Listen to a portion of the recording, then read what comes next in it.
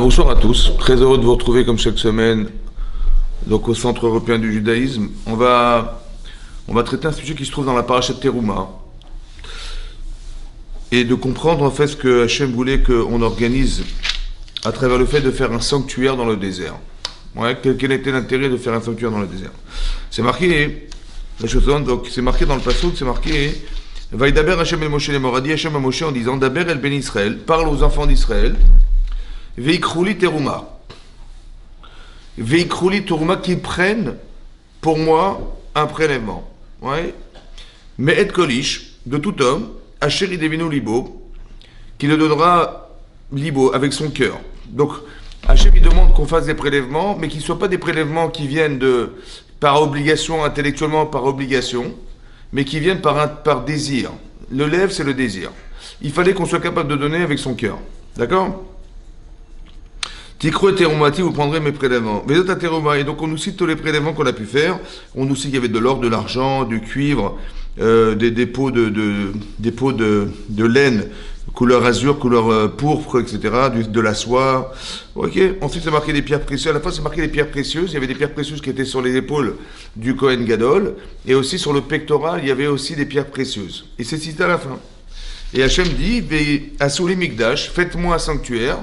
Veshachanti betocham, et je résiderai parmi eux. Et là, Chachamim d'expliquer, les sages d'expliquer, non, il aurait fallu écrire, et je résiderai en lui, dans cet espace que vous allez construire pour moi. Ouais, comme les gens font des synagogues, etc. Ben, on dit, Dieu va résider dans cet espace. Ouais. Alors la question, en fait, c'est que la question que Moshe Rabbeinu a posée à Hachem, il dit, mais l'univers ne te contient pas. Tu veux qu'on t'enferme dans un espace fermé comme le sanctuaire? C'est pas possible. Alors il dit non, je vais pas résider dans le sanctuaire. Je vais résider dans le cœur de ceux qui m'ont donné quelque chose. Betocham, c'est pas Betocham, c'est à l'intérieur d'eux-mêmes. Comme si Hachem il ne résidait pas dans ce qu'on lui donnait, parce que ça ne veut rien de lui donner, mais il réside dans l'espace qu'on lui laisse. Ou dans son cœur. D'accord? Ça explique pourquoi c'est marqué Vekrouli Toruma. En hébreu, ça veut dire et vous prendrez pour moi. Il n'est pas marqué vous me donnerez. Alors vous allez me dire, ben évidemment que pour donner, il faut prendre. Comment tu veux me donner si tu ne prends pas? Alors Hachem dit non, je veux pas que tu me donnes. Je veux que tu prennes. Prenne de toi. Vous voyez ce qu'on pourrait appeler un sacrifice de soi. Je veux que tu prennes de toi quelque chose. Donc tu aurais pu avoir intérêt de conserver. Tu dis non mais moi c'est à moi, cet or est à moi, cet argent est à moi, tous les matériaux sont à moi, pourquoi je vais me priver de... Il dit non, mais donne. Ça veut dire, non, ne donne pas, prends de toi. Comme si qu'il fallait vider quelque chose de soi, il fallait prendre de soi. Et quand tu prends de toi, cette force de sacrifice, en fait, c'est l'expression de ce que tu aimes. On ne donne pas si on n'aime pas. On voulait pas que tu donnes par intérêt. On voulait pas que tu donnes parce que tu es obligé de donner. On veut pas qu'on serve Hachem parce que c'est obligé. Tu dis, mais il faut que tu me serves, je t'oblige. Non, je veux que ça vienne de toi. Ça vienne de ton cœur. Ça va? Il n'a pas dit, bon, intellectuellement, c'est normal, tu lui dois tout, donc tu devrais donner, et surtout n'oublie pas, ne fais pas dans ta cravate pour ne pas oublier. Non, on veut pas de ça. On veut pas de ça, on veut que tu sois capable de comprendre qu'il faut donner. Ouais. Pourquoi Hachem, il avait besoin qu'on construise un Mishkan? Pourquoi il avait besoin qu'on fasse quelque chose pour lui, quoi? À quoi vient répondre le Mishkan? C'est ça qui à quoi ça vient répondre un Mishkan, un sanctuaire, dans le désert? À quoi ça vient répondre? En fait, d'après Rashi, il y a une discussion entre Rashi et le Ramban, mais d'après Rashi, ça vient répondre à la faute du vaudor. Ça veut dire que il a fallu qu'on crée un lien avec Hachem à la suite de quelque chose. La faute du vaudor. C'est-à-dire quoi, la faute du vaudor? La faute du vaudor, c'est une forme de trahison. C'est aussi une façon de croire qu'on peut passer par intermédiaire. C'est quoi le vaudor? On a pensé que le seul homme qui pouvait nous donner la Torah, c'était Moshe Rabbeinu. Quand on a écouté les 10 commandements, on n'a pu entendre que 2, mais c'était impossible d'écouter plus que ça, c'était pas possible. On ne pouvait pas supporter d'entendre plus que 2 commandements. Alors on a dit, écoute, on a dit à Moshe, écoute, toi tu écouteras d'Hachem et on écoutera de toi parce que nous, ça ne sera pas possible. Ouais, de peur qu'on meure, tellement c'était puissant. Ils ont dit, on ne va pas supporter, c'est trop. Peut-être intellectuellement, il y avait trop de choses. Vous voyez, parce qu'on a expliqué que quand Hachem il a dit les 10 commandements, il n'a pas dit les 10 commandements. Il a tout dit Hachem. C'est marqué, Vaidaber Elohim et Kol Adevarim. Et il a dit toutes les paroles. Ouais. Et Rachid a expliqué qu'il a dit 10 en un. Ce qui est impossible pour un être humain de dire 10 en un. Tu ne peux pas dire 10 paroles en une seule. Eh bien, c'est ce qu'il a fait. Ça va? Mais il dit, mais à quoi ça sert de nous avoir dit les 10 commandements alors que c'est inintelligible? Il a des choses qu'on n'a pas compris. Notre cerveau, il n'est pas outillé pour comprendre des choses pareilles. Ça va? Et après, il a dit, bon, tu sais ce que je t'ai dit? Je t'ai dit, Anochi Hashem Elokera, je suis ton Dieu. En fait, ce qui est marqué dans le texte là-bas, c'est que quand c'est marqué qu'ils ont vu les paroles, alors il n'y a pas marqué les paroles, ils ont vu le col, ils ont vu la voix. D'accord? La différence entre voir et entendre, c'est que tu peux voir des millions de personnes, tu te mets, je sais pas, sur l'arc de triomphe, je sais pas où, hein, et tu vois 1 million de personnes devant toi, tu peux voir 1 million de personnes. Mais est-ce que tu peux entendre 2 personnes? Non. Tu peux entendre qu'une seule personne à la fois. Quand 2 personnes parlent en même temps, mon cerveau, il ne peut pas écouter 2 personnes. Il peut voir 10 millions de personnes, mais il ne peut pas parler avec 2 personnes. Il ne peut pas entendre 2 personnes. On a vu ce qu'on pouvait entendre. On a vu comme si on avait une capacité à entendre, comme si on pouvait voir. Mais tu peux voir 1 million. Eh bien, on peut entendre 1 million. Tu pouvais entendre 1 million. Et c'était tellement énorme. Tu te rends compte que tu as toutes les informations comme si tu les avais vues, quoi.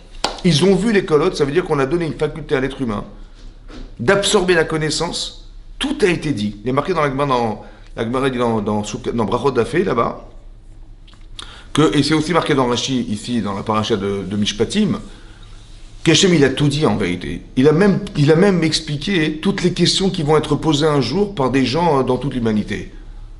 Vous imaginez la somme d'informations qui est énorme. Ça veut dire qu'on a pu tout absorber, et c'est pour ça qu'on n'a pas pu supporter. C'était trop, même 2 déjà, c'était... Alors on dit, on a dit, écoute, on n'est pas à ce niveau de pouvoir tout absorber. Alors, toi, tu vas écouter, et nous, on écoutera de toi. On est passé par intermédiaire. On est passé par Moshe Rabbeinu. Hachem, il aurait tellement aimé qu'on passe directement par lui, sans passer par intermédiaire. Alors, qu'est-ce qui va se passer? Qu'est-ce que fait Hachem? Vous savez ce qu'il a fait? Eh bien, Moshe, il a dit, écoutez, je vais monter sur le mont Sinaï, récupérer l'état de la loi, et je redescends dans 40 jours. Ils se sont trompés d'heure. Ils ont cru qu'il devait partir, il devait arriver à l'heure où il était parti, alors qu'en vérité, il a dit, je reviendrai dans 40 jours, mais en fait, à l'aube de ce jour-là. Et donc, ils se sont trompés de 6 heures. Ils ont attendu 6 heures. Et comme ils ne descendaient pas du mont Sinaï, ils ont pensé le pire. Et c'est marqué là-bas, le Satan, ça veut dire la décadence humaine, la défaillance humaine, elle leur a fait croire qu'il était mort. Je ne sais pas ce qui est devenu Moshe Rabbeinu. Quand je tiens à quelqu'un et qu'il est toujours pas là, il se passe 1 heure, j'ai peur. 2 heures, je panique. 3, 4, 5, 6 heures, c'est impossible. C'est-à-dire, il n'y a aucune raison qui justifie le retard. Rien ne justifie le retard de Moshe Rabbeinu. Il avait tout intérêt à nous donner la Torah. Et là, ça fait 6 heures qu'on attend, il n'est toujours pas là. Vous savez pourquoi on a pensé? On a pensé qu'il était mort.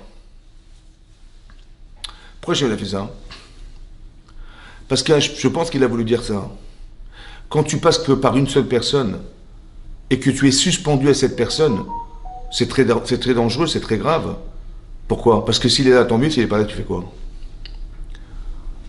Je pense que la vocation d'un rave, ou la vocation d'un professeur, ou la vocation de quelqu'un qui est un éducateur, c'est pas de faire que son enseignement va se suspendre à lui-même. Il faut que les gens soient capables de devenir indépendants. La formation est d'arriver à un niveau d'indépendance. Pourquoi? Parce que quand la personne disparaît, tu fais quoi? Tu comprends? Il faut que ça continue après toi. C'est comme ça. Il ne faut pas qu'on soit suspendu à une seule personne. Hachem, il voulait qu'on dépende de lui et pas d'un homme. Vous comprenez ça? C'est pour ça qu'il a fait ça. Il a fait tarder pour que les gens se rendent compte. Et qu'est-ce qu'ils ont fait? Et comme on passe par un intermédiaire, alors ils sont passés par un intermédiaire. Ça s'appelle le veau d'or. C'est-à-dire qu'ils ont fabriqué un veau qui dorénavant sera l'intermédiaire entre Hachem et les hommes. Vous avez compris ce qu'ils ont pensé? C'est pas ce qu'Hachem voulait que soit. Ils ont fauté. Maintenant, ils ont cru que c'était fini, quoi.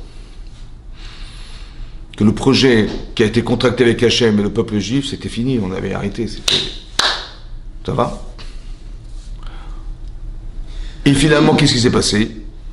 Eh bien, Moshe Rabbeinu, le lendemain du veau d'or, le 18 du mois de Tammuz, il est remonté sur le mont Sinaï.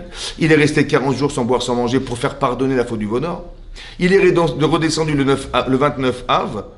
Donc 40 jours plus tard, il est remonté le 30 et il est redescendu 40 jours après, c'est-à-dire le 10 du mois de Tishri, qui est le jour de Kippour.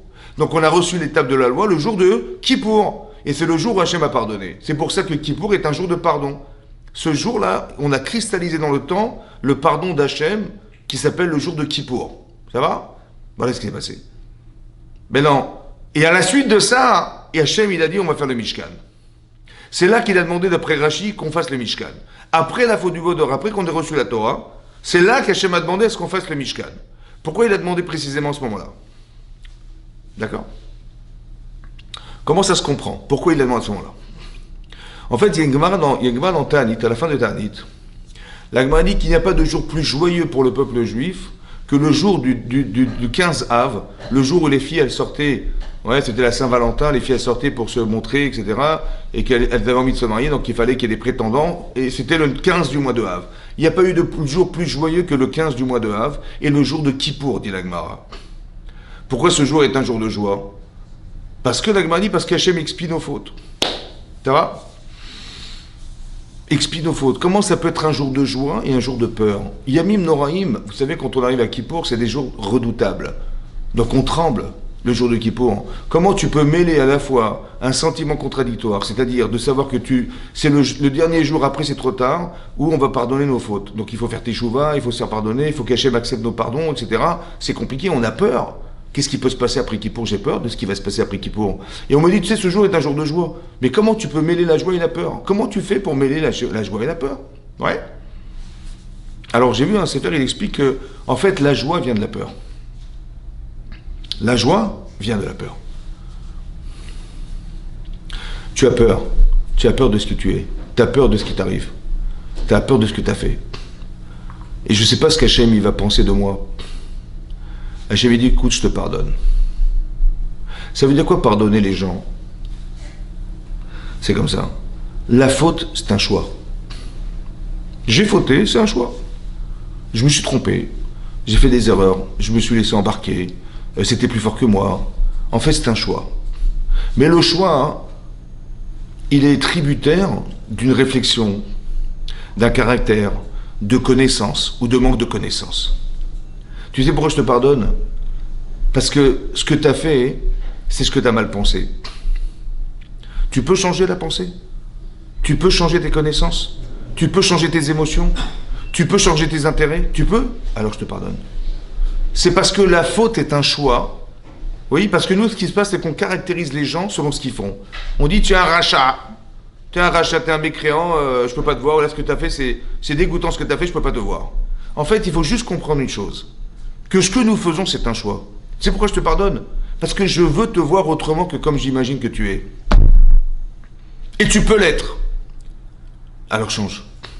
Je te pardonne. Mais ça dépend de toi. Hachem dit, écoute, je me suis trompé, j'ai fauté, suis-moi. J'aurais dû penser autrement, j'aurais dû faire autrement. Le décalage qui existe entre la capacité qu'on a de réfléchir avec son passé et de se projeter sur son futur, c'est ce qui permet la teshuva. Mais la teshuva, c'est la remise en cause. Et la remise en cause est fondamentale parce que si je ne sais pas ce que je dois faire dans ma vie, alors je ne peux pas être contrasté avec ce que je pense et ce que je fais. Je ne veux pas. Et pour être contrasté, pour qu'il y ait une contradiction dans l'être, qui va me faire dire, mais comment j'ai fait un truc pareil? Mais comment j'ai osé dire ça? Parce que je sais ce que j'aurais dû faire. Je sais ce que j'aurais dû penser. Je sais ce que j'aurais pu dire. Et j'ai dit l'inverse, et j'ai fait l'inverse, et j'ai pensé l'inverse. Alors j'ai honte. Mais parce que je sais que j'ai honte. C'est parce que le bien existe que j'ai honte d'être contrasté par le mal. Vous comprenez? Mais si je suis mal, eh ben, il n'y a rien qui contredit ce que je suis. Ça va? Donc la teshuva du Klal Israël à ce moment-là, elle est là. J'ai peur de ce que je suis. J'ai peur qu'on ne puisse pas me pardonner. Alors j'ai dit, je te pardonne. Comment ça, je te pardonne. Là, j'ai la joie de savoir qu'il y a une solution à ma faute. La joie, la peur vient de la joie vient de la peur. La joie vient de la peur. C'est ça, la joie vient de la peur. C'est pareil, on a la solution de la faute du Vaudor, c'est de s'être remise en cause. Hachem dit, tu es remis en cause, c'est là que tu m'intéresses. C'est là que tu m'intéresses. Et maintenant, on peut faire le Mishkan. Maintenant, je peux résider parmi vous. C'est un peu comme dans des couples. Vous avez combien dans les couples? Imaginez-vous, Quelqu'un, il arrive à la limite divorce. Et ça va pas avec sa femme, et sa femme, elle se plaint de ce que son mari il est, etc. Ils n'en peuvent plus, l'un et l'autre, ils n'en peuvent plus. Ça va? Et on arrive à une fracture où, a priori, il n'y a plus de solution, on va divorcer. Et après, on s'est posé, on a réfléchi, d'accord. Qu'est-ce qui a occasionné tout ça? Parce que peut-être que j'ai pas bien compris les sentiments de mon épouse, j'ai pas bien compris comment elle fonctionnait, j'ai pas bien compris les femmes en général, j'ai pas bien compris ce que ma femme désirait, etc. Il y a des quiproquos, etc. qui ont entraîné des disputes et des mauvaises compréhensions de soi et des autres.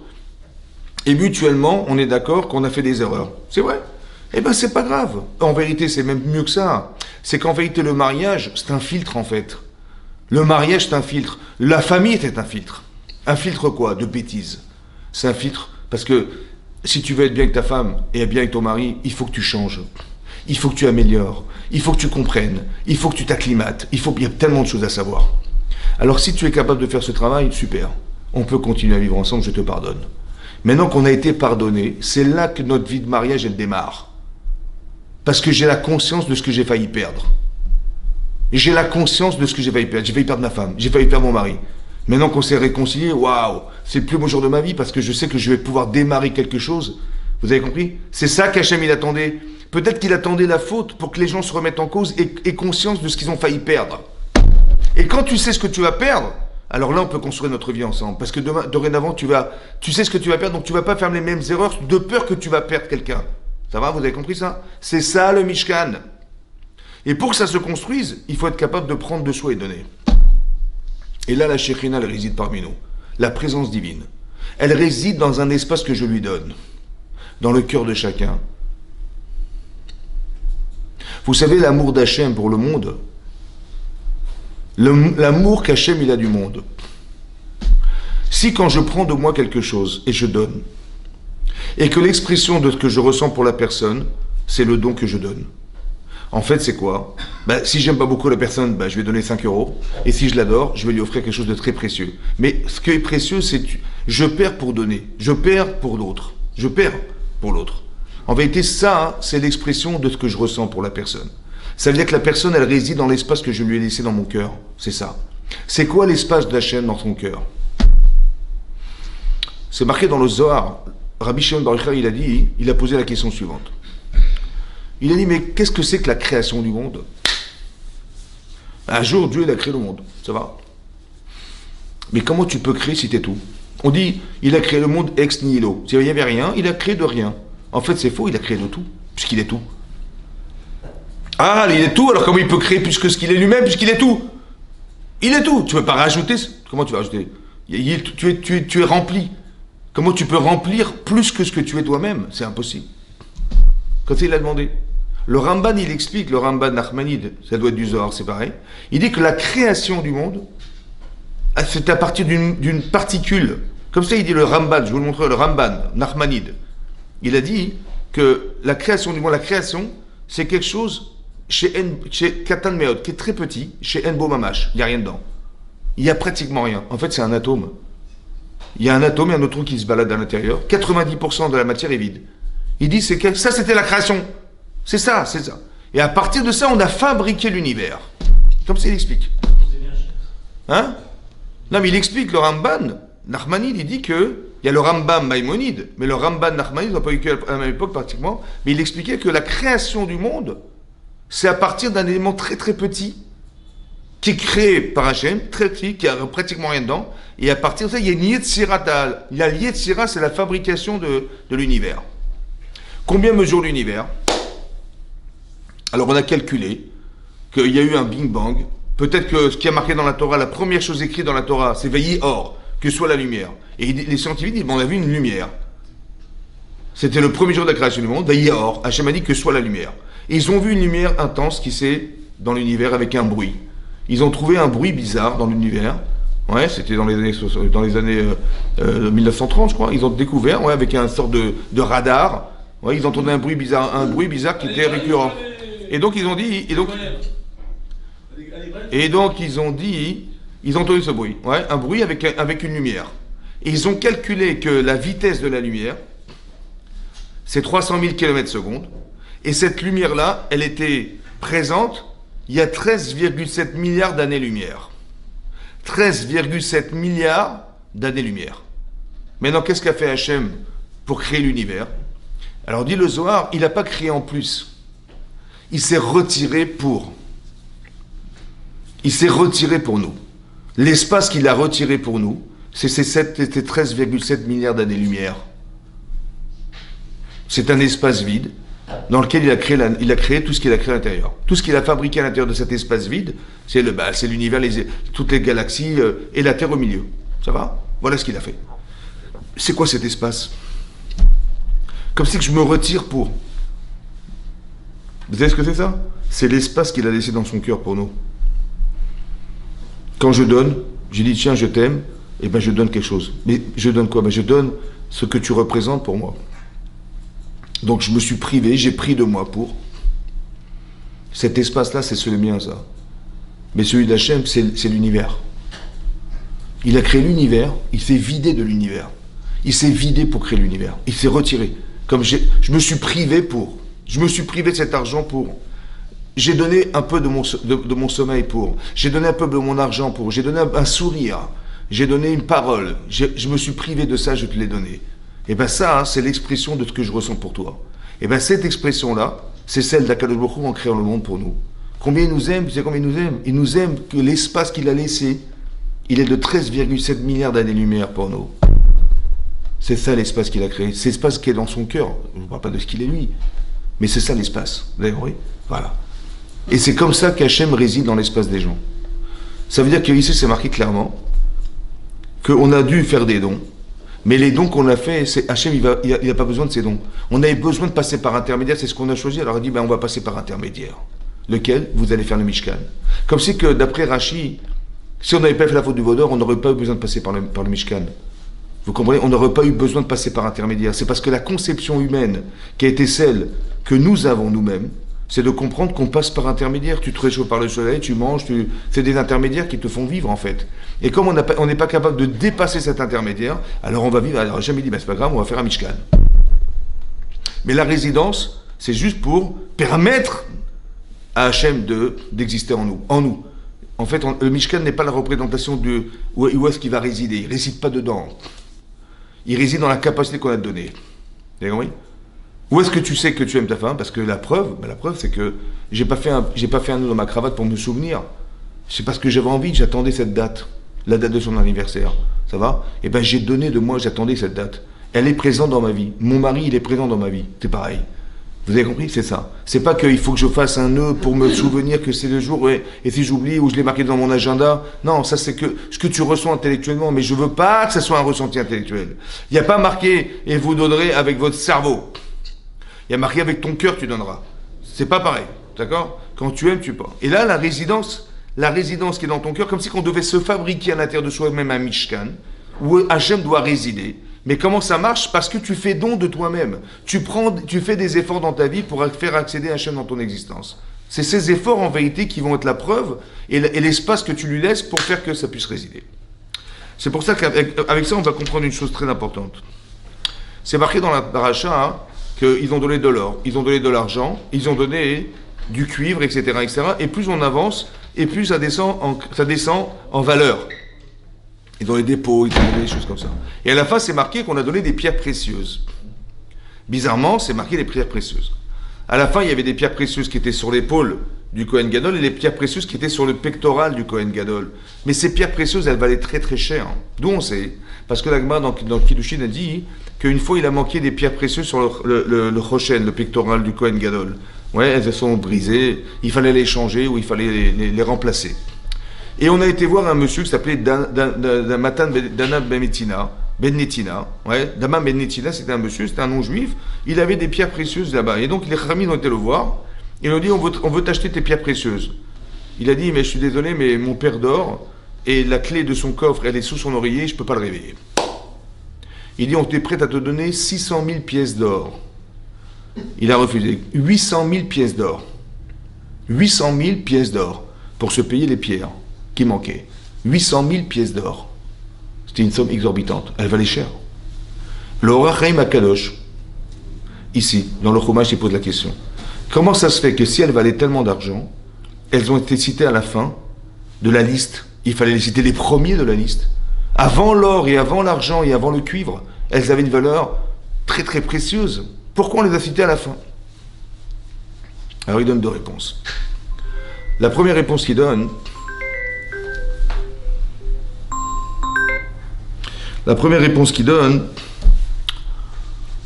c'est de dire comme ça. Vous savez comment elles sont arrivées, ces pierres précieuses? Parce que c'était des très grandes sadikim, les chefs de tribu. Les chefs de tribu étaient des grandes sadikim. Et en fait, qu'est-ce qui se passait? Les pierres précieuses, elles sont arrivées devant leur porte. Ils ont ouvert la porte, ils ont trouvé les pierres, ils les ont données. Ils n'ont fait aucun effort personnel pour se les procurer et pour les donner. La valeur des choses, elle ne dépend pas de la valeur intrinsèque. Mais combien ça vaut pour toi? Combien d'efforts tu as dû fournir pour te les procurer? Comme l'Agmara dit dans Sanhedrin, et dit des gens qui ont fait leur métier que de jouer au poker, au jeu de hasard. Ouais, mais ça bien, c'est qu'ils jouent au dé, ils jouent au poker, ils jouent au dé. Et c'est ça, et ils gagnent sa vie comme ça. C'est des gens qui ne sont pas B'Yishuv Ha'olam, c'est des gens qui ne sont pas dans l'équilibre du monde. Pourquoi? Parce que le type, il va gagner 40 000 euros en 5 minutes. Et il va perdre 100 000 en 3 minutes. Et il va regagner 10 000 en 5 minutes. Et en fait, l'argent n'a pas de valeur. Elle n'a pas de valeur, ça veut dire que tu n'as pas fait d'effort pour te la procurer. Comme il y a des gens, ils distribuent de l'argent comme ça à leurs enfants. Tu veux quoi, 100 euros, tu as 100 euros, 200 euros, tu as acheté les paires de basket, 300 euros, machin. En fait, l'enfant n'a pas compris, ou ne saura jamais, combien ça coûte de se procurer de l'argent. Combien d'efforts il faut fournir pour avoir le privilège d'en avoir. Ces efforts fournis, ça donne une valeur aux choses. Et on s'attache personnellement aux choses sur lesquelles on a fait un effort dans sa vie. La Gemara dit dans Baba Metzia, elle dit là-bas la Gemara, que si quelqu'un, il a laissé des fruits à lui, à garder chez quelqu'un. Bon, il dit ouais, je t'en prie, voilà, je voyage, si ça ne dérange pas, voilà, j'ai des paniers de fruits, je te les laisse et je les récupérerai à mon retour. Des paniers de fruits au retour, je les récupérerai. Et puis, bon, il n'arrive toujours pas, et les fruits commencent à pourrir. Qu'est-ce qu'on fait des fruits? L'Agma dit, tu sais quoi? Une personne, elle préfère 1 kilo de ce qu'elle a fait elle-même que 9 fois la quantité en argent que tu pourrais lui procurer à la place des pommes qu'elle avait. 9 fois! Ça veut dire que je préfère, même si c'est pourri, je préfère les garder. Plus que quoi? Plus que tu vas me dire, ben, je les ai vendus et finalement, j'ai réussi à te donner 9 fois la valeur des pommes que tu avais. Je préfère conserver le fruit de mon travail à la proportionnelle de 9 fois ce que tu pourrais me donner à la place. Tellement on est attaché à ça. Pourquoi on est attaché? Parce que c'est le fruit de mon travail. C'est le résultat d'un effort. Et quand tu fais des efforts pour obtenir quelque chose, ça a une valeur beaucoup plus importante dans ta vie que même si on te donne le plaisir et la joie de pouvoir les recevoir. Quelqu'un qui vole, il a le plaisir de ce qu'il a reçu. Mais il n'aura jamais la satisfaction. Quelqu'un qui travaille, il a fait des efforts pour se procurer ce qu'il a, et ben il a la satisfaction de l'effort qu'il a dû fournir et le plaisir qu'il a fait de la finalité de son travail. J'ai le plaisir d'avoir réussi quelque chose dans ma vie, et j'en vois le résultat. Ce plaisir-là, jamais un voleur il aura. Il aura l'argent, mais il n'aura jamais la satisfaction d'avoir réussi quelque chose dans sa vie. Cette satisfaction, c'est une création. Où c'est marqué? C'est une création. Parce que la Gemara dit là-bas dans Shabbat, elle dit que c'est marqué Yom HaShishi, le 6e jour. Vaichulu Hashamayim Va'aretz, ont été finalisés le ciel et la terre. Vekol Seba. Et toutes les armées, ça veut dire tout l'univers a été finalisé le 6e. Vaichal Elokim Hayom HaShivim Elato Hashasa. Et nous dit le verset que Dieu il a fini sa création, tout ce qu'il avait fait, le 7e jour. La Gemara ne comprend pas, elle dit je comprends pas. C'est marqué dans le texte clairement qu'il a fini le 6e, tout fini. Kol, mais et après tu dis qu'il a fini le 7e. La Gemara dit non. En vérité, qu'est-ce qu'il a créé le 7e jour? Il a créé la Menoucha, la satisfaction d'un travail fini. Hachem, il a créé le monde en 6 jours. Ouais. Le 7e jour, le Shabbat, il a créé la satisfaction. Il a fini quelque chose. Il n'en avait pas besoin. Mais c'est que pour que nous, on sente, quand on passe par un espace-temps qui s'appelle le Shabbat, quand tu rentres dans le Shabbat, quand tu respectes le Shabbat, tu peux comprendre et assimiler cette notion qui s'appelle la satisfaction d'un travail fini. Vous avez compris? J'ai fait quelque chose et j'en suis satisfait. Et ben je m'attache très profondément au résultat de ce que j'ai fait parce que j'en ai eu une satisfaction personnelle. Je m'attache à ça. Tu fais des efforts, tu t'attaches. Parce que tu as fait des efforts. Comme si que, comment ça se comprend intellectuellement ça? C'est comme ça. On a une neshama, on a une âme et on a un corps. Vous savez ce qui fait écran entre la chose, l'objet et moi? C'est mon corps. Quand tu fais un effort, tu fais abstraction de ton corps et tu laisses échapper ta neshama. Et bien c'est ta neshama qui se colle. Et après c'est difficile d'en s'en séparer parce qu'elle est collée à l'objet. Il y a des choses, on a fait tellement d'efforts qu'on les aime, mais en vérité pourquoi tu as du mal à te séparer de certains objets? Tu as fait des efforts dessus, pourquoi tu as du mal à t'en séparer? Tu dis ouais mais j'ai fait ce château fort, c'était des allumettes, j'ai acheté 50 boîtes d'allumettes et j'ai fait un château fort et je les ai collés je dis mais quoi c'est un château fort, c'est des allumettes. Je dis ouais mais je sais mais bon, ce château fort j'y tiens quoi. Mais comprenez, c'est que des allumettes. Parce que j'ai fait un effort. En fait, c'est mon âme qui s'est attachée à cet objet. Vous avez compris ce qui se passe? Quand tu fais des efforts, tu t'attaches. Mais vous savez ce que c'est ça? C'est Hachem. Dans un couple, quand on s'aime, quand un type, il veut séduire une femme, il va l'inviter au restaurant, il va lui offrir des fleurs, il va la séduire, il va lui parler, En fait, qu'est-ce qu'il fait? Il fait des efforts. Parce qu'il veut encore augmenter la relation qu'il a avec elle. Et cette relation-là, en vérité, qu'est-ce qui nous lie? Et elle aussi, elle tombe amoureuse de lui. Qu'est-ce qui va se passer? En fait, c'est les âmes qui se retrouvent. L'amour est l'expression de l'âme. Et la frustration amoureuse est l'expression de ce que Hachem, il a fait que ça ne pouvait pas durer. Quand quelqu'un se sent mal, il a une déchirure amoureuse, c'est que la shrina, elle s'est envolée. Et lorsqu'il est amoureux de sa femme, c'est que la shrina réside parmi eux. Mais où tu as vu ça? J'ai vu dans la paracha de Teruma. Il y a marqué Hachem, il réside dans quoi? Tu prends de toi et tu donnes. Mais tu ne donnes pas avec ton cerveau. Tu fais pas ça de façon intéressée. Tu fais ça bémet parce que tu le ressens profondément. Alors ça, Hachem, il réside dans cet espace. Et c'est ça l'amour. Tu fais abstraction de tes intérêts personnels. Quand c'est intéressé, ça marche pas. Ça marche pas en couple, ça marche pas en amitié, ça marche pas parce qu'on est intéressé. C'est mon copain, il est à la banque, l'autre il travaille à la mairie, l'autre il machin. C'est pas de l'amour ça. C'est même pas de l'amitié. Pourquoi? Parce que tu fais dans l'intérêt. Ouais. Et quand ça se saura, on dit ah tiens, ah bon je pensais que tu étais sincère, ah ouais d'accord j'ai compris. Et on est déçu parce qu'en vérité c'était faux en fait. Vous savez pourquoi? Parce qu'on a fait ça, cette relation est intellectuelle. J'ai des intérêts à faire que, mais c'est pas ça, on cherche l'amour, on cherche pas l'intérêt. C'est pas pareil. Il faut que je sente que... Alors, je me suis lié d'alliance avec toi parce que quelque part, c'est pour ça que la Torah dit que quand on se marie, on doit dire à sa femme, tu es mon épouse, et à part ça, on doit donner quelque chose. Pourquoi? Parce qu'on est tellement différents que si tu ne donnes pas, tu vas jamais retrouver chez elle ce qui t'appartient, c'est-à-dire ce que tu lui as donné. Tu lui as donné quelque chose, il faut que je retrouve chez elle ce que je lui ai donné. C'est ça qui nous lie en fait, vous comprenez? Et sa femme c'est pareil. On fait les efforts. Et là les Nessim n'ont pas fait d'efforts. Ils n'ont pas fait l'effort d'aller trouver. Vous savez ce qui est marqué? C'est marqué que le seul mur qui nous reste du temple, ouais, parce qu'il y a le temple qui a été détruit, mais autour il y a des murailles. Et quand vous allez à Yerushalayim, il y a ce qu'on appelle le Kotel HaMaaravi, ouais, le mur occidental, ce mur qu'on voit, ouais, ce mur. Mais tous les autres, ouais, en fait, combien il mesure le mur? Vous savez combien il mesure le mur? Là, vous voyez une partie du mur, hein, mais il mesure 495 mètres le mur. 495 mètres il mesure le mur. Mais il a été enseveli. Cette partie du mur, elle est restée. Mais comment c'est possible que ce mur ne soit pas tombé? Il n'y a pas de ciment. C'est des pierres une sur les autres. Mais la terre, elle bouge. Et les pierres, elles auraient dû tomber un jour. Elles sont là. Vous savez ce qu'on dit? Pourquoi? Parce que c'est la Shekhinah, la présence divine, qui fait que ce mur tient. Mais pourquoi ce mur et pas les autres? Parce que en fait, on a demandé des dons à l'époque pour construire ce mur. Alors, les gens ont donné de l'argent. Les pauvres, ils ont donné de l'argent. Ils n'ont pas donné les mêmes sommes, mais les pauvres, ils ont donné quelque part quelque chose qui leur tenait à cœur. Parce qu'ils survivaient par cet argent.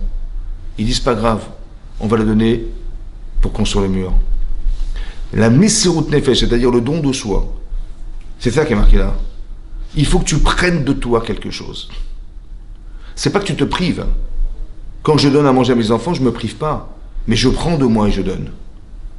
C'est pas que je donne. Tu dis, bah, ouais, je te donne à manger. Non, je prends de moi et je te donne. Je donne pas de l'argent, je donne pas du pain, je donne moi-même. À travers ce que je donne moi-même. Je donne de moi. C'est ça, Vikrouli Teruma. Et donc là-dessus, dans ces paramètres-là qui sont, un, tu donnes, deux, de ton cœur, alors Hachem il réside là-dedans. C'est pour ça que le mur, il a tenu encore jusqu'à aujourd'hui. Parce que la Shekhina, elle réside sur ce mur. À chaque fois que tu vas faire des efforts, oui, à chaque fois que tu vas faire un effort, c'est ça qui fait que les choses, elles résistent. Elles peuvent être éternelles parce que tu fais un effort personnel. Tu rends les choses infinies dans la mesure où tu donnes des choses. C'est comme c'est marqué, la Gemara Bamidbar, elle dit là-bas, que Avraham Avinu, il a reçu des anges qui pensaient, il a reçu des anges qui pensaient être des bédouins, quoi. Il pensait, ouais. Il les a reçus alors qu'il avait fait la Brit Mila, alors que la chaleur était torride, et il recevait des gens chez lui. Ok. Il leur a donné à manger. Il leur a donné à manger de la viande, du fromage, il leur a donné de l'eau à boire, un peu d'eau à boire. Et la Gemara d'expliquer que par le mérite qu'il leur a donné à boire, un peu d'eau, ouais, de la viande et du fromage et du lait, alors on a pu manger dans le désert. Par l'hospitalité qu'il a faite, elle nous a permis de pouvoir se nourrir dans le désert. On a eu la manne dans le désert, on a eu le puits de Myriam qui nous alimentait en eau pendant 40 ans. Mais tout le monde est capable de donner un peu d'eau à quelqu'un. Tout le monde est capable de recevoir des personnes et de leur donner un peu de fromage, un peu de viande. Tout le monde est capable. Qu'est-ce qu'il y a de spécial dans ce qu'il a fait? Abraham, il n'a pas donné du pain. Il a donné sa vie avec. Parce que quand tu vois quelqu'un qui a fait la Brit Mila à bout de 3 jours, c'est une telle souffrance, une telle douleur, que quelqu'un il serait handicapé de pouvoir imaginer se lever. Et lui, il est devant sa porte, il attend les gens. Et la chaleur torride qu'il y avait était tellement accablante que même pas en rêve tu aurais dû te lever. Et il est encore devant les gens. Vous avez compris? Ça veut dire que quand il a donné à manger, il n'a pas donné du pain. Il a donné sa personne. Et c'est tellement profond chez lui que ses enfants, ils ont pu se nourrir de ce qu'il a fait pendant 40 ans. C'est-à-dire que si tu avais demandé à Avraham Avinu, tu peux faire ça pendant 40 ans, il dit, oh, mais pas de problème, pendant 40 ans je le fais. L'intensité qu'il a mis, c'est pas le peu d'eau qui m'intéresse. C'est combien tu as pris de toi pour le donner, cette eau. C'est pas la quantité qui m'intéresse, c'est pas ce que tu me donnes qui m'intéresse. Combien tu as pris de toi? Combien tu as pris de toi pour faire ça? C'est ça qui m'intéresse. Je veux une preuve d'amour. Et la preuve, c'est pas ce que tu me donnes, c'est combien tu m'intéresses. Combien tu prends de toi? C'est différent, vous avez compris ça? Et ça peut aller très loin. Ça peut nourrir des gens pendant 40 ans dans le désert. C'est incroyable. Parce que la capacité qu'on a de prendre de soi permet à Hachem d'organiser dans le futur quelque chose qui a un sens. Vous avez compris? C'est ça, c'est fort, c'est très fort. Hachem, il réside dans cet espace. Combien tu enlèves de toi pour? Combien ton corps, il a de place dans ta vie? Et combien tu es capable d'utiliser ton corps au service de quelque chose de plus intéressant et plus intelligent que de manger et de boire? Tu dis, mais fabrique-moi une maison. Hachem dit, mais comment je vais t'enfermer? Mais non, je ne vais pas m'enfermer dans la maison que tu vas me faire. Je veux m'enfermer dans ton cœur. Combien tu me laisses d'espace? C'est pour ça que la Gemara, elle dit, quelqu'un qui est orgueilleux. Hachem dit, En ani va'u yechon lagour biyachad. En hébreu, ça veut dire quoi? Ni moi et lui, on peut vivre ensemble. Pourquoi? Parce que je trouve pas de place. Le type est orgueilleux, il prend toute la place. Il dit, je veux bien rentrer en lui, mais il m'en empêche puisque il n'y a pas de place, il n'y a pas d'espace. La personne est orgueilleuse. C'est-à-dire, elle prend toute la place. Alors, Enani va où? C'est pas que Hachem il est fâché, hein, ni qu'il est vexé qu'on lui laisse pas sa place, hein, non. C'est parce que j'aurais tellement voulu être avec vous. Et je peux pas parce que tu m'as fermé la porte. Il n'y a pas de place dans ton cœur. Je suis désolé, je peux pas rentrer. Vous avez compris? C'est ça qui est marqué. C'est pas qu'Hachem il est vexé, ni qu'il est désolé, ni que je sais pas quoi. C'est qu'on lui laisse pas l'espace. Je veux, laisse-moi du temps. Laisse-moi ton temps, laisse-moi un espace dans lequel je peux vivre avec toi. C'est ça qu'il veut. Et ça, c'est la recette, c'est le Mishkan. Mais comme, en vérité, ils n'ont pas fait d'effort pour amener ces fameuses pierres précieuses, alors on les a mis à la fin. Vous avez compris? C'est pas la préciosité des objets qui m'intéresse, dit Hachem. C'est combien ça t'a coûté de me l'amener. Combien tu es prêt à me donner. Combien tu es prêt à prendre de toi pour moi. De la même manière qu'Hachem, il s'est vidé pour nous. Alors nous aussi, on doit un peu vider de soi-même pour lui. C'est ça. Et là, Hachem y réside. Vous avez compris?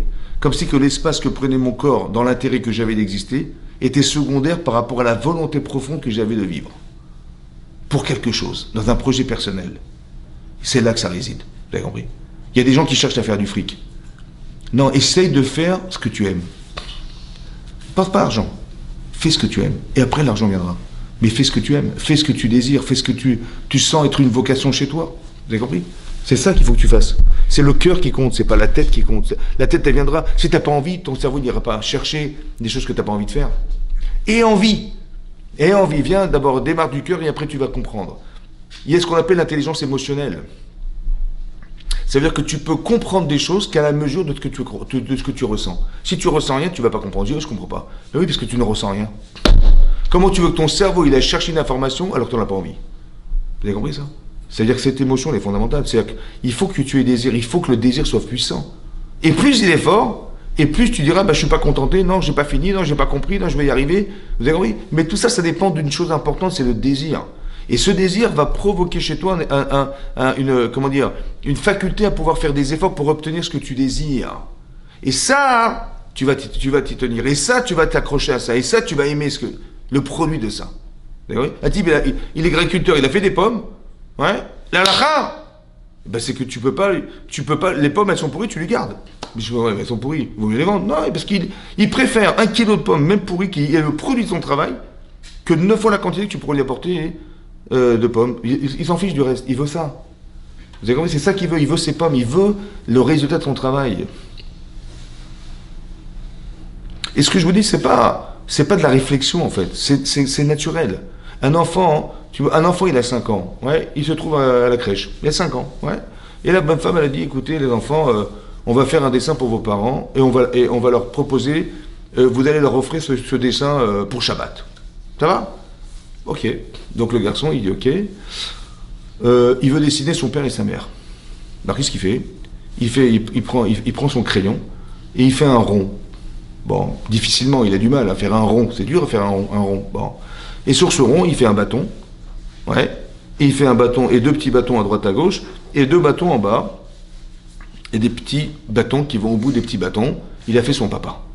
Et la prof, elle a écrit papa sur le tableau et difficilement, il a écrit papa. Voilà le rond, le bâton, les 2 petits bâtons et les jambes, le bâton et les petits pieds. Voilà ce qu'il a fait. Papa. Il a marqué papa, mais on arrive à le lire. Et sa maman, il a fait un rond. Il a mis des bâtons sur le rond, là. C'est les cheveux, là. Il a fait un bâton, Bon. Il arrive avec sa feuille, tout content, le pauvre, il arrive avec sa feuille. Il dit, papa, j'ai un cadeau à vous offrir pour Shabbat. Mais attends, je te montre pas c'est un dessin, je te montre pas, mais je veux que tu l'encadres et que tu le mettes dans un cadre et tu le plaques sur le mur de la maison. Il dit, avec plaisir, mon chéri. C'est quoi ton dessin? Il dit, c'est quoi? Je vois marqué papa. Non, mais attends. C'est ça, papa? C'est ça, papa! Le rond, les trucs. Tiens, ton dessin! Il cherche le dessin. Bon, c'est qu'une feuille, hein, c'est qu'un papier. Une rame, ça coûte 4 euros. Ouais. Il y a 500 feuilles dedans. Donc si tu divises 4 euros par 500, ça ne fait pas grand-chose. Ça va? Bon, il a déchiré le papier. En fait, il a déchiré son cœur. C'est marrant, hein? Il a 5 ans.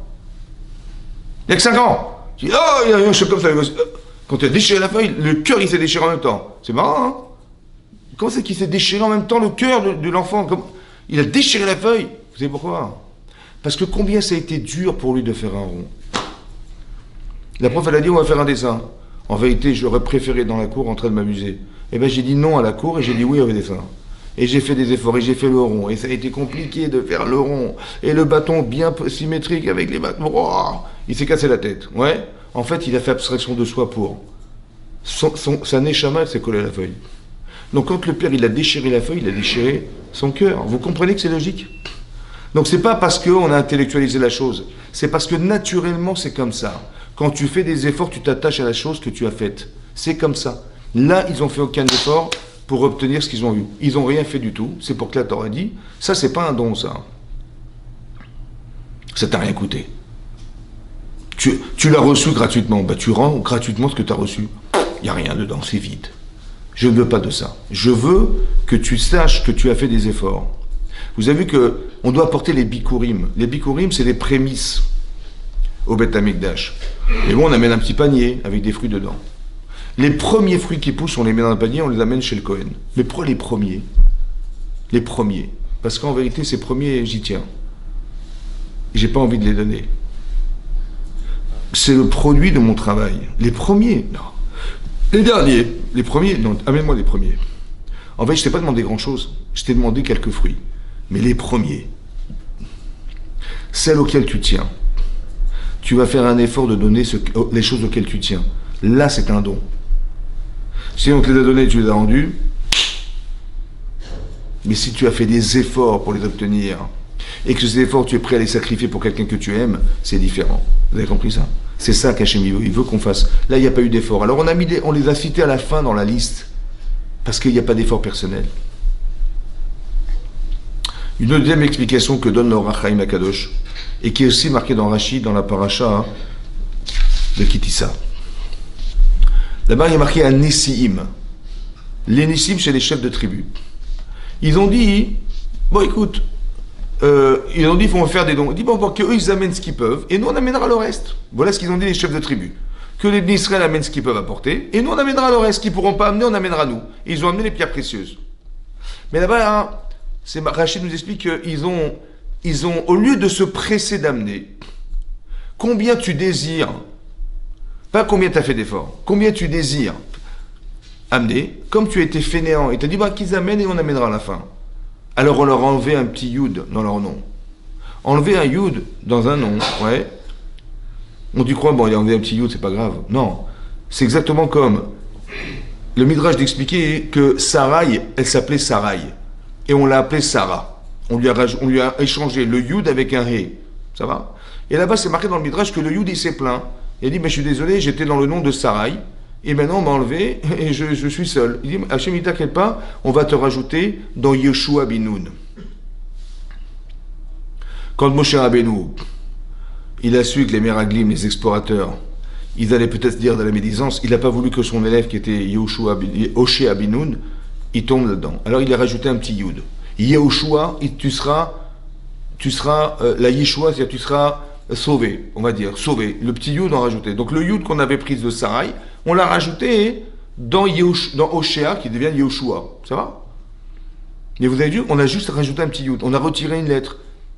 Quand on retire une lettre, ça veut dire qu'il manquait quelque chose sur la personne. C'est ça que ça marque. Il manquait quoi? Il manquait ta volonté. Tu dis, bah, qu'ils amènent, et nous, on amènera, ils amènent eux, et après, on amènera nous-mêmes. T'as envie ou pas? Tu dis pas non, je dis, voilà, nous, on apportera des pierres précieuses. On apportera quelque chose de nous. Non, mais qu'ils amènent eux, et après, la source de leur retenue, c'est la fainéantise. La source, c'est la fainéantise. J'ai pas envie. Ouais, je dis, bon, bah, c'est pas grave qu'ils amènent. Demain. Comment ça, demain? T'as envie ou t'as pas envie? T'as envie, bah, c'est tout de suite. Si tu dis non, mais qu'ils amènent eux, et après t'amèneras. Cette fainéantise, ça, Hachem, il n'en voulait pas non plus.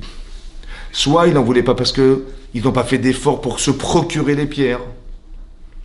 Soit ils l'ont fait de façon nonchalante. Ces deux facteurs-là, c'est des facteurs qui empêchent la shrina de résiner. C'est pour ça que les pierres, elles ont été marquées à la fin. Parce que ils ont dit ouais, qu'ils amènent et après on amènera nous. Non, c'est pas comme ça qu'on fait. C'est pas démonstrateur d'une volonté de faire. Mais par contre, quand t'as pas envie, c'est là que quand t'as pas envie de faire quelque chose, tu dis ouais, bah, qu'ils amènent. En fait, c'était un prétexte. Vous avez compris que ils ont dit mais qu'ils amènent eux, ce qu'ils pourront pas apporter, on l'apportera nous-mêmes. Mais c'est super, c'est une pierre louable.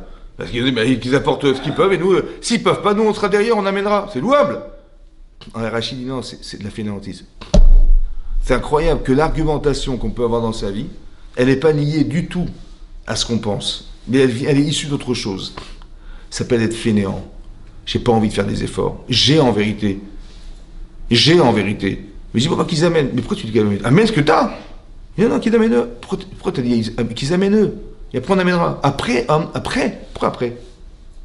Après, parce que t'es fainéant. C'est ça. La source, c'était la fainéantise. Et Hachem, il veut qu'on se donne. Et il veut pas qu'on donne. Qu'on se donne. C'est autre chose.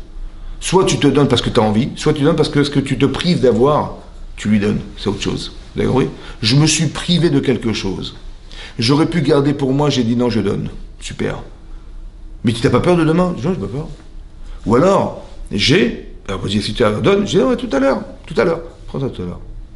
Donne maintenant, viens tout à l'heure. Ça veut dire que ces deux facteurs-là, hein, comme ça est expliqué, tout ce que je vous ai dit ce soir, c'est ce qu'a expliqué le Rosh Yeshiva de Mir. Il y a une yeshiva en Israël, il y a 12 000 élèves. 12 000 élèves. Il a expliqué ce que je vous ai dit ce soir. Ouais. Il est décédé dans les années 80, dans les 70-80.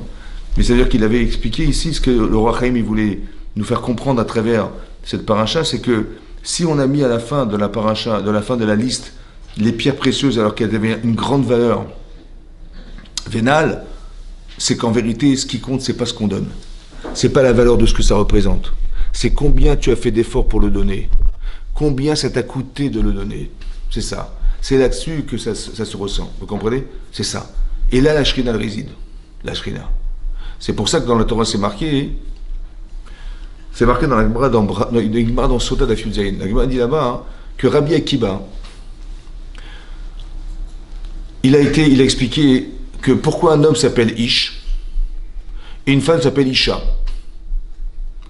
La différence entre les deux, Ish et Isha, ben c'est que dans Ish, ça s'écrit Aleph Yud Shin, Aleph Yud Shin, et Isha, hein, c'est Aleph Shin He. Ça va? Et vous avez remarqué que chez l'homme, il y a le Yud, et chez la femme, il y a un He. Mais Yud qui est, c'est le nom de Dieu. La Gemara d'expliquer, le Rabbi Akiva, il a dit que quand un homme est un homme dans sa vie de couple et qu'une femme est une femme dans sa vie de couple, alors la Shekhinah Benehem, la Shekhinah, elle se trouve entre les deux, dans le Yud de l'homme et dans le He de la femme. Mais sinon, c'est-à-dire quoi sinon? Si tu enlèves le Yud de chez l'homme et tu enlèves le He, il reste Esh. Aleph, Shin, c'est le feu. C'est le feu. Maintenant, la Gemara d'expliquer à Esh Ochaltan, le feu les dévore. Le feu les dévore. Comme c'est qu'ils allaient se disputer, quoi. Le feu, c'est la dispute. Comme ça, il n'y a pas de shrina, alors ils vont se disputer. C'est ça, comme ça qu'on aurait compris. Le feu les dévore. Mais la Gemara continue, il dit la chose suivante. Amar Rava, Rava il a dit, Rava, que le feu de la femme, il est plus puissant et plus virulent que l'homme. Ouais. Comment ça se fait? La Gemara dit parce que Haï Mistaref, celui-là s'associe et celui-là ne s'associe pas. Et Rachid expliquait c'est quoi l'association? C'est qu'avant de rajouter le He dans la femme, il y avait du feu déjà. Isha, c'est Aleph Shin He. On a rajouté un He dans le feu. Et là, c'est plus virulent que l'homme où le feu, il est coupé par le Yud qui sépare le Aleph du Shin. Vous comprenez? Esh. Le feu, il est coupé en deux. Comme ça qu'il y a une manière chez les hommes qui est de relativiser les choses, on va dire, de façon plus rationnelle, mais une femme, il y a quelque chose de très fort en elle. La Gemara là-bas, il explique, Rachid dit qu'une femme, elle va te faire la guerre à cause de ce feu-là. Ouais. Si tu lui enlèves son He, elle va te faire la... Leilachem, Rachid dit Leilachem. Il y a une violence chez une femme qui peut être très puissante lorsque tu enlèves son He. Qu'est-ce que ça veut dire? D'abord qu'il y a du feu chez la femme, c'est quoi ce feu? Et qu'est-ce que c'est que la virulence qui existe chez une femme lorsqu'on lui enlève son He? C'est quoi ce He là? C'est qu'on comprend rien. Ça va? En fait, j'ai pensé à une chose comme ça. Parce qu'il y a une Gemara dans Chagiga, une autre Gemara dans Chagiga, qui dit que, comme ça il ramène Tosfot, un commentaire qui s'appelle Tosfot là-bas, il dit que Moshe Rabbeinu, on lui a expliqué comment on devait faire des encens, des kétorets, des encens. Alors ça devait se faire sur un autel qui était fabriqué en bois, sur lequel on avait mis une feuille d'or dessus, qui était enduite d'une feuille d'or. Ça va, recouvert d'une feuille d'or. D'accord? Qui prenait la forme de l'autel qui était en bois. Et Hachem lui a dit, écoute, c'est simple, tu vas faire brûler des encens dessus. Il a dit, mais comment ça va se brûler des encens dessus? Mais quand je vais brûler ces encens, ça va faire fondre l'or. Et ça va brûler le feu, brûler le meuble en bois. Il dit, mais non, c'est le feu que tu as vu dans le buisson ardent. Ça brûle, mais ça ne consume pas. C'est le même feu. Le buisson ardent, il brûle, mais il n'a pas consumé. Ça, c'est le feu d'Hachem. Le feu qu'on a, nous, il brûle et il détruit. En même temps qu'il brûle, il détruit. Ça veut dire que tu vas gratter une allumette, tu vas t'éclairer avec, tu vas te réchauffer avec ce feu, mais en même temps qu'il te réchauffe et il t'éclaire, il consume le bois. Il détruit en même temps qu'il te fait du plaisir et du bien, il te détruit la matière qui le supporte. Ça, c'est le feu que nous avons. Il y a un autre feu, un Esh, qui brûle, mais qui ne consume pas. C'est un feu spirituel, ça va? On dit d'Hachem Esh Ochlaou. Dieu, c'est du feu. Bon. Il était représenté, évidemment, par le feu. Quand on était dans le désert, il y avait une colonne de feu la nuit. Ouais. Vous avez compris? Maintenant, il y a deux sortes de feux. Il y a un feu qui brûle et qui consume, et un feu qui brûle et qui ne consume pas. Ça veut dire qu'il y a un feu spirituel. Il est où ce feu? Il est dans Ish. Et il est dans Isha. Mais chez la femme, il est plus fort. Ce feu spirituel, il est plus fort chez elle. Ça veut dire que si tu ne respectes pas la valeur féminine, tu lui enlèves son et. Tu enlèves le et du féminin. Tu lui enlèves. Tu dis, mais non, mais t'es nul. Tu commences, je dis, moi, je te mange. Ça veut dire que, non, mais c'est ça le feu qui consomme. Ça veut dire que si tu m'enlèves toute ma valeur féminine, je suis virulente contre toi. Mais pourquoi? Parce que ce feu, il est spirituel chez moi. Je suis une femme. Ouais. Mais pourquoi c'est chez la femme que c'est plus virulent que chez l'homme? Alors j'ai pensé comme ça. Vous savez, le Maharal de Prague, il explique que quand Hachem, il a fabriqué l'être humain, oui, qu'on appelle Adam. Adam, c'est l'être humain. Oui. En Védé, Chachamim d'expliquer, au départ, il a créé un être masculin-féminin. C'est-à-dire qu'il y avait une face, un visage masculin, et derrière un visage féminin. Et un corps féminin derrière. Ça va? Ça s'appelle Adam. Comme c'est marqué, Vaïvra Elohim et Adam. Hachem, il a créé l'homme, Adam. Zachar ou Nekeva baraotam. Zachar, c'est mâle, et Nekeva, c'est femelle. Baraotam, il les a créés. Et Rachid expliquait qu'il a créé un être masculin-féminin. Et quand on nous dit après qu'il a endormi l'homme et qu'il a détaché le tsela, c'est pas la côte. On dit ouais, la femme était créée de la côte de l'homme. Pas du tout. Le tsela, c'est pas la côte, c'est le côté de l'homme. Le tsela, c'est le côté de l'homme. Ça veut dire qu'il a détaché la partie féminine qui était sur l'homme. Et comment il s'appelle après? Il a dit bah, tu t'appelleras Isha, qui mi ish l'ukachazot. Tu t'appelleras Isha dorénavant parce que tu es prise de Ish. Donc vous avez compris que Ish, c'est l'homme et Isha, c'est la femme. Et quelque part, il faut qu'on arrive à devenir Adam. Maintenant, là-bas, le Maharal d'expliquer, le Maharal de Prague, il dit comme ça. Quand il a fabriqué l'être humain, est-ce qu'il a fabriqué d'abord la partie féminine ou masculine? Puisque Adam, c'est la partie, c'est deux éléments, un masculin et l'autre féminin. Mais quand il a commencé à conceptualiser la femme et l'homme, est-ce qu'il a fait la femme avant l'homme ou l'homme avant la femme? Comme ça, il demande. Alors, il a expliqué que dans la Torah, c'est marqué comme ça. On a d'abord créé les animaux, et après on a créé l'homme. À la fin de la création le 6e jour, l'homme a été donc dans l'ordre, on a créé d'abord la nature en place, et après qu'on ait installé la nature, on a créé l'homme pour s'installer sur la terre. C'est ça. Pas qu'on a créé un désert, et après on a créé un homme, et après le désert il était rempli de nature. Non, on a d'abord installé la nature. Et après Hachem dit, voilà, tout ça c'était pour toi que j'ai fait. Conserve cette nature, ne détruis pas ce que j'ai fait pour toi. Ça c'est ce qui est marqué dans Bereshit. Après, plus tard, dans Parashat Shmini, c'est marqué qu'on parle des lois des animaux.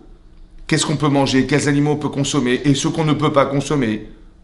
Et après, c'est marqué, dans la Parashat Tazria qui suit, il est marqué Isha qui est Tazria, lorsqu'une femme elle est féconde et qu'elle va accoucher d'un garçon. Dans cette Parashat, donc on a mis la femme, et après on a parlé des lois qui concernent les hommes. Si quelqu'un il fait de la médisance, il peut attraper des maladies spirituelles, ça s'appelle la lèpre. Mais c'est spirituel, c'est pas la lèpre, la maladie. Et là-bas, donc, dans l'ordre des choses, il explique comme ça. D'abord, on a créé les animaux, et après on a créé l'homme. Après, on a parlé des lois des animaux, après ceux des hommes. Et dans la parashat Tazria, on a parlé de les lois de la femme avant ceux des hommes. Pour dire quoi? Pour dire que de la même manière qu'il y a une logique de création, que l'un précède le premier et précède le second. Alors, si on a mis dans l'ordre la femme avant l'homme, c'est qu'on avait fabriqué la femme avant son mari, dans la conception. Et il explique que grâce à ça, pourquoi les filles, elles font la bat mitzvah à 12 ans et pas à 13 ans comme nous on fait à 13 ans? Parce que la maturité qu'une femme elle a, elle est mature avant parce qu'elle a été fabriquée avant. Comme ça il explique. Et les filles elles sont plus sérieuses, plus engagées, machin. Pourquoi? Parce qu'elles ont été fabriquées avant l'homme. Avant Ish. Et donc il y a quelque chose de très spirituel chez une femme. C'est ça le feu en vérité. Le ressenti qu'elle a, qui est de se sentir désobligée ou ne pas être considérée, c'est ça qui crée une rébellion chez elle. C'est ça ce feu, au khatam, ce feu les dévore. Lequel feu? Le fait que Hachem il m'ait mis en l'intérieur de moi, dans la jante féminine, quelque chose qui s'appelle du Esh, c'est le feu divin. Il y a quelque chose de divin en elle. Et nous aussi, il y a du divin. Mais il est coupé par ce Yud. C'est-à-dire que les émotions qu'elle a, une femme, elle a des fortes émotions, qui peut amener une inspiration, c'est-à-dire, elle a une intuition, une femme, elle peut avoir des intuitions. Comment ça s'explique? Comme ça. Pourquoi? Mais c'est divin, en fait. C'est la sensibilité qu'elle a. Elle dit, mais tiens, ce truc-là, je le sens pas. Mais d'où tu sais? Je sais pas, je peux pas te l'expliquer, mais ce type-là, je le vois, mais il me dit rien. Ou évite de travailler avec lui, je sais pas. Mais pourquoi? Mais je sais pas, il a une tête. Mais qu'est-ce qu'il a? Je sais pas, je peux pas te l'expliquer. En fait, c'est une intuition féminine. Mais c'est spirituel, ça. Mais ça vient du Hesh. Ça vient de ce feu, en fait, qu'elle a en elle. D'accord? Oui. C'est ça. Donc, si tu lui enlèves son E, ouais, ou sinon tu lui enlèves son Yud, si tu enlèves sa fierté masculine, ouais, il te mange. Parce qu'un homme, il se sent fier. Et si tu enlèves, tu le casses ça, tu vas bon, ou tu rentres dans une forme de compétition avec ton mari. Je dis, mais non, mais j'ai pas voulu l'énerver, j'ai dit un truc. T'as pas compris, un homme est un compétiteur. Donc quand tu dis quelque chose qui va pas, il dit, tu veux qu'on se bagarre? Je suis un compétiteur, moi je fais la boxe. Mais j'ai pas voulu me bagarrer, mais oui, mais c'est ma nature. Tu me provoques, on se bagarre. Ah, tu veux te bagarrer avec moi? Comme ça, il faut le traduire. Tu dis, mais je veux pas me bagarrer. Tu comprends? Quand je t'ai dit, tu viens faire des courses avec moi, tu dis, pourquoi il manquait des caddies pas compris. Non, mais je voulais que tu m'accompagnes. Ah, d'accord. Genre, j'ai cru que tu voulais que je porte les sacs. Bah oui, parce que tu m'as demandé de venir avec toi faire des courses pour faire. Lui, il n'a même pas compris que c'était pour aller avec sa femme, et pour se balader avec elle. Il a compris qu'il fallait porter des sacs. Tu vois? Mais parce que sa nature, c'est. Moi, je suis monsieur muscle. Mais j'ai pas voulu que tu portes les sacs, je voulais juste que tu m'accompagnes, qu'on discute. Vous avez compris les quiproquos, d'où ça vient? Parce qu'on a des natures différentes. Il faut qu'avoir corrigé la nature. Utiliser dans le bon sens. Et là, la shrina réside. Quand tu respectes les gens, la shrina se trouve là où tu. Comment tu sais que tu respectes? Parce que j'ai pris de moi et j'ai donné. Quand je respecte pas, je donne rien. Mais quand tu donnes, c'est que forcément dans ton cœur, tu ressens des choses. Ouais, pour la personne, et ben ce don de toi, qui vient du cœur, alors ça va faire résider la présence divine entre les personnes. La relation qui existe, d'intimité qui existe entre les gens, elle vient du fait qu'on est capable de prendre de soin et de donner. Et c'est ça qui nous attache aux personnes. Il y a une Gemara dans Moed Katan, Daf Kafret, la Gemara dit là-bas dans le traité de Moed Katan. Il y a un Rav qui s'appelait Rabbi Chia. Et ce Rav, il étudiait la Torah, et on sait que quand on étudie la Torah, l'ange de la mort, il ne peut pas tuer. Et l'ange de la mort, il attendait qu'il arrête d'étudier, il n'arrivait pas, il ne s'arrêtait pas. Qu'est-ce qu'il a fait cet ange-là? Il est venu en apparence d'un pauvre. Comme ça dit l'Agmara. Il frappe à la porte de Rabbi Chia. Il frappe à sa porte. Il dit bonjour, écoutez, j'ai pas de quoi manger, vous n'auriez pas du pain. Voilà ce que dit l'ange, ce que dit ce pauvre-là. Il dit vous n'aurez pas du pain. Bon, il a été chercher du pain. Ce pauvre qui était le Malach HaMavet, l'ange de la mort, il a dit si déjà tu me donnes ton pain, donne-moi ton âme. Il a dit ok, je te donne mon âme. Maintenant, je peux te donner toutes les baguettes du monde, hein, mais je te donne pas ma vie. Comment ça se fait, que ce pauvre qui était en vérité la représentation de la mort de. Il lui dit ben, donne-moi ton pain, donne-moi ton âme. Comment il a pu lui proposer une chose pareille? C'est incohérent. Et lui a dit bah oui, si déjà, alors je te donne la mienne. C'est n'importe quoi. Comment c'est possible? Vous savez pourquoi c'est possible? Parce que quand Rabbi Chia il donnait du pain, il donnait pas du pain. Il donnait toute sa vie avec. Vous avez compris? Tout ce qu'il avait, il donnait. Un peu comme Avraham Avinu, quand il a donné à manger, il n'a pas donné à manger. C'est pas la matière qui l'intéresse, c'est combien tu prends de toi pour la personne. Tu peux donner peu, mais c'est pas important, on s'en fout. La façon de donner. Il dit, il a donné, quand il a donné du pain, il dit, bah, si déjà tu me donnes ton pain, donne-moi ton âme, c'est la même chose. Je vois pas la différence. Vous avez compris? C'est ça qu'il a répondu, l'ange. Quand il a dit, mais si déjà tu me donnes ton pain, alors, de cette manière, donne-moi ta vie, c'est la même chose. Vous avez compris ce qu'il a compris? Comme ça, il explique, le Rav Chaim Shmulevitz. Il explique qu'en vérité, quand tu donnes de toi, tu transpires de donner, tu transpires de vouloir faire. Et c'est ça qu'on recherche. On cherche que quelqu'un, il a pris de lui-même, il a donné. C'est pas qu'il a donné comme ça, et si t'as pas, j'ai pas. Mais des fois, il faut aller au-delà de cette limite. Les pauvres, ils ont donné leur argent et on a construit le mur avec. Et il tient jusqu'à aujourd'hui. Mais comment il tient? Parce que Hachem, c'est ça qu'il recherche. Combien tu t'investis, combien tu t'engages, combien tu... Et ces efforts qu'on fournit, en vérité, nous permettent de concrétiser des choses importantes dans nos vies. Et ça crée des liens entre les personnes. C'est comme une femme, elle vient d'accoucher, ouais, et ben ça fait 3, 4, 5 mois qu'elle dort pas. Comment ça? Ben oui, parce que tous les 3 mois, tous les 3 heures, il faut se réveiller, donner le biberon, toutes les 3 heures, toutes les 3 heures. Bon, j'ai jamais vu une femme qui a dit, purée, ce gars, j'en ai marre. Jusque là, hein. Elle a ouvert la fenêtre, elle est hop, elle est jetée par la fenêtre. Ça n'existe pas, ça. Mais ça fait 5 mois que je dors pas. Imaginez-vous, votre voisin, il vient. Bonjour. Il est 9h du soir, il dit, voilà, écoutez, vous n'avez pas une brique de lait? Bien sûr, avec plaisir. Bon, il revient 3 heures plus tard, à minuit, hein, il tape à la porte. Écoutez, je suis désolé, il est tard, je sais. Vous n'avez pas une brique de lait? Attendez, on dormait là. Je suis désolé, on fait des crêpes. Bon, ok. 3 heures du matin. Je suis désolé. Attendez, il est 3 heures du matin. Vous n'avez pas une brique de lait? Parce qu'on a des invités en plus, ils sont venus, là, on fait une fête 6 heures du matin. Bon, biberon des enfants, vous n'avez pas une brique de lait? Il est venu 4 fois, le type. Hein. Alors, j'ai pris la brique de lait et je lui ai enfoncé et je lui ai fait avaler la brique de lait. Ça va? 4 fois, je l'ai... Et l'autre, ça fait 5 mois qu'il se réveille tous les... 5 mois qu'il nous réveille tous les matins à 3 heures toutes les 3 heures. 5 mois. Comment ça se fait que tu n'as pas... T'en as pas marre de ce gosse? Tu sais pourquoi t'en as pas marre? Parce que quand tu aimes les gens, quand tu aimes franchement les gens, il n'y a pas de haine, il n'y a pas de rancune, il n'y a pas de vengeance, il n'y a rien. Il faut simplement aimer. Quand tu aimes, tu peux supporter de faire des efforts pour les autres. Ouais. Parce que tu l'aimes. Alors, rien ne nous freine. Par contre, la haine, la jalousie, la rancune, la vengeance, c'est parce que tu n'aimes pas les gens, c'est normal. Pourquoi tu vas te venger? Inspire-toi de ce que tu aimes et tu vas voir que jamais tu vas te venger dans ta vie. Jamais tu te vengeras dans ta vie si tu aimes les gens, c'est impossible. Vous avez compris? Et la mal, c'est que tu haïs, tu es rancune, tu es vengeur, tu es jaloux, tu sais pas quoi, c'est parce que tu n'aimes pas les gens. Tu aimes ce qu'ils ont, hein, par contre, mais tu n'aimes pas les gens. Alors il faut arrêter de s'arrêter à la matière. Il faut peut-être aller un peu plus loin que la matière. C'est pour ça qu'Hachem me dit, je ne vais pas résider dans ce que tu vas me donner. Je vais résider dans toi. Combien tu prends de toi? Tu as compris la différence? Et c'est ça qui va créer le lien. C'est ça qui crée le lien. Chazak ou Baruch.